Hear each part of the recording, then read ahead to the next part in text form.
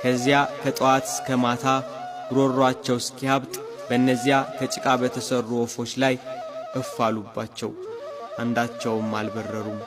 እባክህ ፈጽሞ እንዲንቀሳቀሱ ማድረግ አልተቻለንምና ምን እናድርግባቸው? አንተ እፍ በልባቸው እያሉ ለመኑት። እሱ ግን የሚያደርገውን ያውቅ ነበርና ዝም አለ።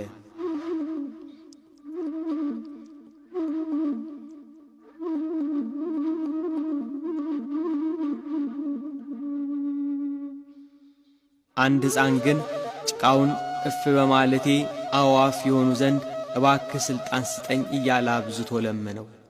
ሕፃኑ ኢየሱስም ሂድና የድንግል ማርያም ልጅ ተነስታችሁ ብረሩ ብሏችኋል ብለህ እፍ በልባቸው አለው። እንደ ተባለው ብሎ እፍ አለባቸው፣ አዕዋፍ ሆነው በረሩ። ዳግም ግን ከጭቃ ለውሶ እፍ ቢልባቸው ሊበሩ አልቻሉም። ይህ ሕፃን ድጋሚ እንዳልበረሩለት ሲያውቅ ወደ ጌታ እያለቀሰ ተመለሰ።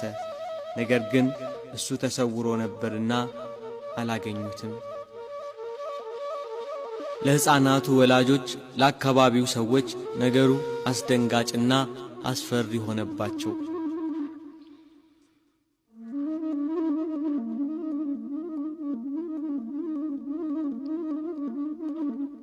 በልጅነት ወራቱ እንደ ልጆች እየተጫወተ እንደ አምላክነቱ ተአምራት እየሠራ አደገ።